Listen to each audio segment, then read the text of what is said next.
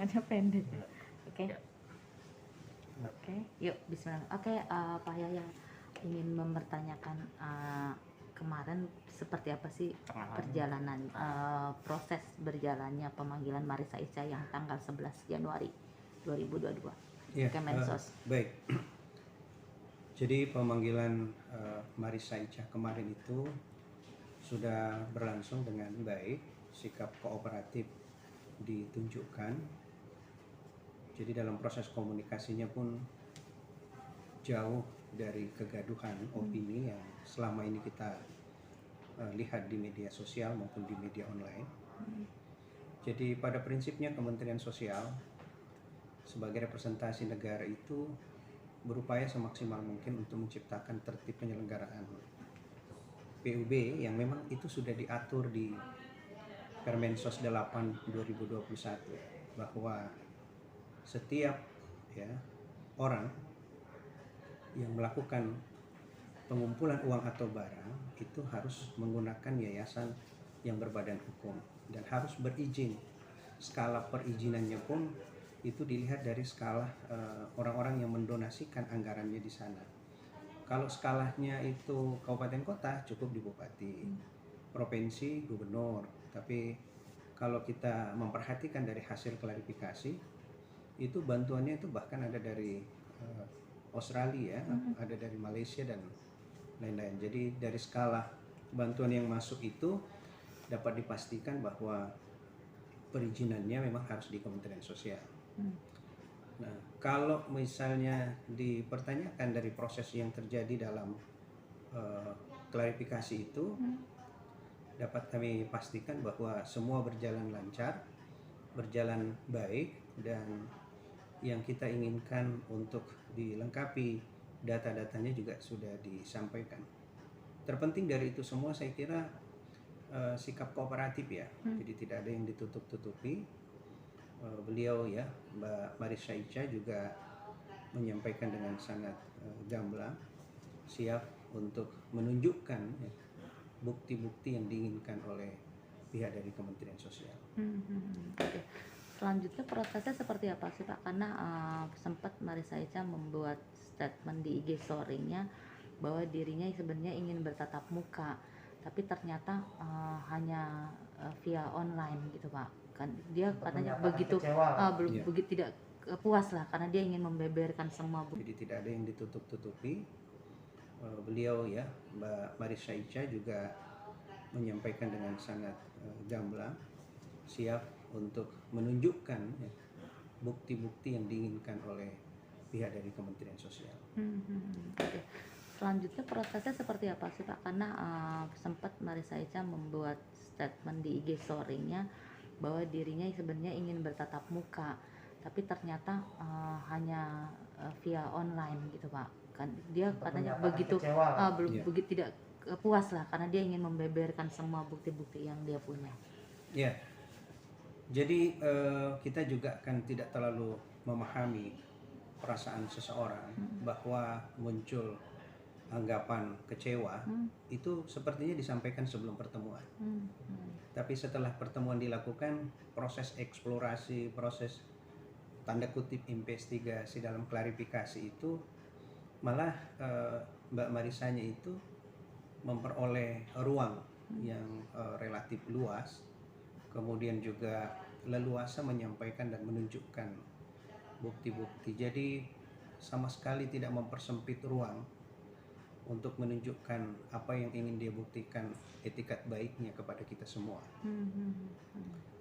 Mengapa Kementerian Sosial kemudian merubah polanya? Lagi-lagi kita itu kan tidak mempertimbangkan hanya satu aspek. Jadi kita berusaha untuk melihat multi aspek. Apakah lebih baik, lebih banyak manfaatnya daripada mudaratnya kalau via pikon atau tatap muka langsung. Nah, jadi kita memilih itu saya kira lebih kepada aspek kelancaran, dan kita juga akan banyak pekerjaan yang lain, sehingga kita menyampaikan ke Mbak Marissa, kita tawarkan. Kalaupun misalnya Mbak Marissa pada waktu itu tetap ngotot menghendaki untuk tatap muka langsung, kami diskusikan ulang. Tapi faktanya setelah dilaksanakan kegiatan klarifikasi via Zoom, yang bersangkutan juga menyampaikan ke kita, alhamdulillah ya, baik. Jadi apa yang ingin diekspresikan, jadi tidak juga menutup ruang untuk menunjukkan ya ekspresinya secara tatap muka langsung ya, itu juga sepertinya terlihat bagus ya di Pikon. Dan kita pun juga tidak dibatasi untuk mengeksplorasi ya, menggali apa yang ingin kita ketahui terhadap persoalan itu, dan sampai dengan akhir pembicaraan itu semua berjalan baik. Kawal ya bagaimana pemanfaatan dana yang sudah didonasikan oleh orang banyak, kemudian tanpa menggunakan yayasan yang berbadan hukum. Nah ini yang kemudian kita akan pandu ya. Lagi-lagi ini tidak mengembangkan masalah, karena sekali lagi ini bicara soal anak yatim.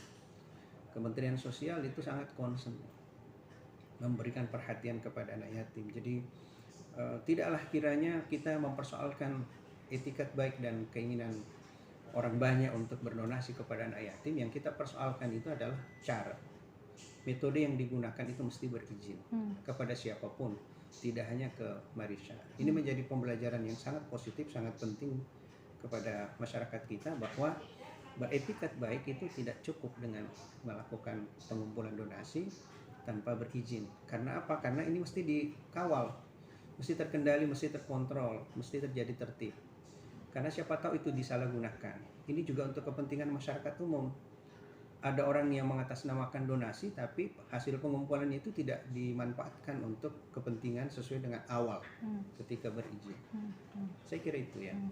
Pak, alasannya mungkin juga karena proses itu Pak, pas proses klarifikasi itu apakah ada sedikit celah atau ruang, mungkin ada yang salah dari diri dan prosesnya Mbak Marissa Icha dalam pengumpulan donasi? Iya. Jadi kalau aturannya itu memang pengumpulan ya, uang atau barang PUB itu kan di samping undang-undangnya ada, memang juga Permensos terbarunya itu di 8/2021 mewajibkan, mengharuskan ya, untuk berizin dulu. Dan kita sampaikan ke yang bersangkutan, kenapa saudara tidak berizin dulu baru melakukan pengumpulan?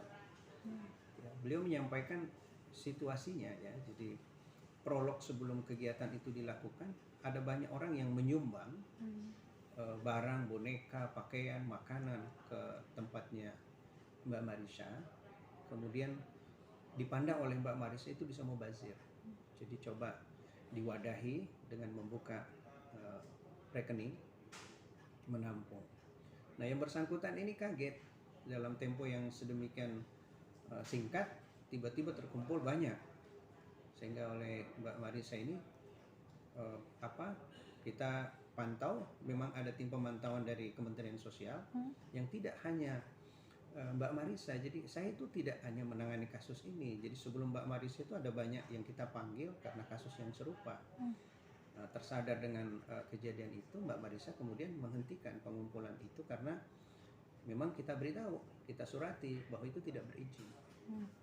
Nah dari keinginan Mbak Marissa itu untuk menghentikan itu kan juga dari teguran kita ya. Oh, berarti sempat ditegur ya Pak ya? Ya kita berkirim surat bahwa Anda tidak berizin, mohon diklarifikasi. Dan di sini kan sebelum dana itu dipindahkan ke yayasan, itu kan masih pakai rekening bersama tuh Pak gitu. Nah itu yang mungkin awal pembahasan.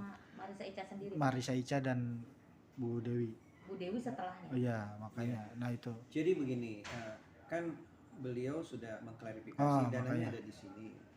Nah sekarang ini kita itu sedang melakukan upaya konsultasi hukum, makanya kita aktif melibatkan Biro Hukum. Nanti dana yang sudah terkumpul ini supaya penggunaannya, pemanfaatannya itu juga tidak dipersoalkan di kemudian hari. Maka metode apa yang tepat? Apakah sudah langsung dimasukkan ke yayasan? Bahkan opsi yang kita tawarkan juga ke beliau, kalaupun mau melakukan lagi donasi, jika dipelajari yayasannya itu ternyata belum memungkinkan untuk berizin karena masih ada ketentuan yang harus dimiliki sampai kemudian didefinisikan sudah berbadan hukum, boleh menggunakan platform yang sudah berizin. Di situ kan ada kitabisa.com, Iya, benar. kita ada berbuat baik ya. Berbuat baik. Itu ada banyak platform-platform serupa yang bisa saja. Jadi Kementerian Sosial tidak pernah menutup pintu untuk orang banyak berdonasi. Jadi tidak mempersulit. Makanya kita mendorong malah ya, karena setiap yang melakukan pengumpulan donasi, kalau di Kementerian Sosial itu disebut dengan apa, potensi sumber kesejahteraan sosial, mereka membantu. Kalau semua mengandalkan dari APBN, saya kira berat negara ini. Makanya kemudian kita mendorong partisipasi masyarakat untuk terlibat langsung dalam penanganan pembangunan kesejahteraan sosial di Indonesia. Berarti setelah ini sudah selesai apa pemanggilan untuk Marissa Ica? Sudah selesai. Nah, kalau soal selesainya kan kita ini kan masih memproses ya hasil klarifikasi apa yang mesti kita pandu supaya betul-betul tidak ada masalah di belakang hari, terutama penggunaan dana itu kan dikumpul. Berarti tetap masih dipantau dengan sama Kemensos Ya, di asesmen lah ya, dipantau, kemudian didampingi bagaimana pemanfaatannya supaya itu tidak bertentangan dengan hukum. Lebih ke sana. Oke, sip. Matur suwun ya, Pak. Di Kementerian Sosial kan iklimnya tertib ya, jadi aman lah. Mau ada demo atau tidak ada demo, saya kira itu tidak mempengaruhi metode pemanggilan kita. Jadi malamnya itu kan kita melakukan pengkajian. Jadi kalau misalnya kita bisa mengklarifikasi cukup dengan Pikon, kita lakukan itu. Dan yang melakukan demo itu menyampaikan aspirasinya juga sesuatu yang bagi kita biasa ya. Jadi menyampaikan aspirasi dan kita dengarkan, bahkan untuk menciptakan tertib sosial ya, ketertiban umum di depan Kemensos itu, gelar aksi itu kita panggil sekalian ya. Jadi karena dia berkirim surat ingin menyampaikan aspirasi, kita barusan terima mereka ya, jadi alhamdulillah sudah diterima. Intinya sama, jadi mereka mendorong Kementerian Sosial untuk mengupayakan ada rekonsiliasi di antara pihak-pihak yang bertikai. Tapi Kementerian Sosial kan tidak di posisi itu. Kita konsisten sesuai dengan arahan pimpinan kita, melaksanakan sesuai dengan tusi ya, direktorat masing-masing, dan itu yang kita kedepankan dulu, bahwa setiap yang melakukan pengumpulan uang atau barang itu harus berizin, karena kita mesti men-tracing kemana dana setelah itu dikumpulkan.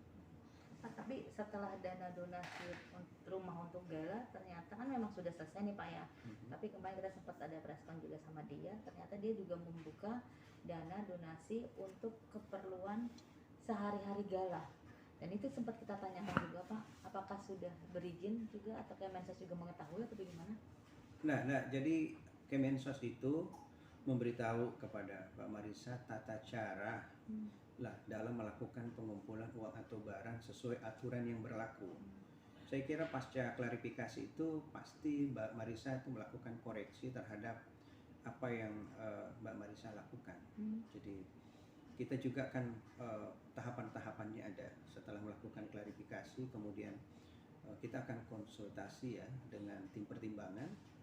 Di situ multi KL ya, Kementerian dan Lembaga, Bareskrim dan Kejaksaan Agung juga ya, kita tentu melakukan koordinasi sesuai dengan arahan pimpinan kita. Setiap persoalan-persoalan yang ada sengketa hukum di dalamnya, kita berupaya semaksimal mungkin melibatkan aparat penegak hukum. Ini kan Mas, itu enggak, jadi kalau gimana tuh? enggak, saya kira di klarifikasi Beda tidak lagi. seperti itu. Dia bagian dari dana yang terkumpul itu peruntukannya ada untuk rumah, ada juga untuk nanti masa sekolahnya jalan. Jadi tapi prinsipnya itu sudah ditutup. Tidak ada lagi. Tidak ada lagi pengumpulan. Itu memang ya, cuman diposisikan dana itu ada yang untuk rumah, tapi juga ada untuk masa depan uang susunya. Menurut keterangan klarifikasi beliau, ada untuk sekolahnya. Tapi kalau yang donasi itu beliau udah tutup. Sudah benar tutup ya Pak? Pak, Dari Marissa Ica. setelah klarifikasi maksudnya. Saya kira pemanggilan kita tergantung kebutuhan kita. Jadi dan ini kan sudah cair dan sangat kooperatif. Saya ada data yang kita butuhkan, kita tinggal telepon Mbak Marissa, kita butuh data ini. Mbak Marisa, kita mau melakukan audit ini, Iya, audit. akuntan publik. Karena komunikasinya Sudah baik ya. bagus ya. Jadi saya kira masalahnya tidak di Kementerian Sosial ya. Jadi kalau teman-teman atau masyarakat luas ingin mengetahui masalahnya itu di mana posisinya, saya kira tidak di Kementerian Ya. Sosial ya, di persoalan yang lain ya. Karena kita sudah membicarakan bahwa nanti ada konsultasi ke aparat hukum, itu sesuatu yang selama ini memang menjadi SOP di PSDBS ya, Direktorat Pengelolaan Sumber Dana Bantuan Sosial. Jadi bukan karena ini Mbak Ica kemudian kita terus-menerus konsultasi ke APH ya, aparat enggak. Siapapun yang mengalami kasus serupa pasti kami irisannya ke APH karena yang PNS ya, jadi penyidik PNS kita itu memang setiap saat berkoordinasinya dengan Bareskrim dan bukan ini dengan kejaksaan. Berarti memang tidak ada OJK hak juga ada. khusus ya, OJK Pak? itu masuk loh dalam pertimbangan. Jadi kalau dana Jadi itu misalnya banyak ya? ditutup ya kalau itu dana itu ditutup itu bisa di tracing, Oh iya. bisa kemana aja perginya dan itu bisa ketahuan. Jadi dan itu udah berlangsung lama, undang-undangnya aja tahun 61, kita semua belum lahir Iya, ya. betul. Saya kira insya Allah tidak ada masalah. Kalaupun mau menunggu titik akhirnya di Kementerian Sosial, saya kira itu tadi ya, ke edukasi. Kalau ada hal yang mesti kita sampaikan ke Mbak Marisa, kita panggil atau kita berkomunikasi lewat telepon. Tapi beliau sendiri sudah menyampaikan akan datang. Akan datang ke Kementerian Sosial menunjukkan Semua dokumen-dokumen asli. Jadi saya kira tidak ada yang salah ya. Dan ini tidak jadi masalah. Jadi jangan dibuat lagi menjadi masalah. Jadi sesuatu yang tidak perlu menjadi masalah kita jangan packaging menjadi masalah. Walaupun dia sudah ingin sudah membuka lagi dana donasi, Pak. Nggak masalah tuh, Pak. Oh, enggak, kalau dia membuka donasi Karena lagi. dia sudah bilang lagi kemarin di preskon itu dia sudah membuka dana donasi dan sudah terkumpul 400 juta ya, Pak. Itu Oh enggak, jadi kalau gimana tuh? enggak, saya kira diklarifikasi Beda enggak lagi. seperti itu. Oh. Dia bagian dari dana yang terkumpul itu peruntukannya ada untuk rumah, ada juga untuk nanti masa sekolahnya. Iya. Yalah.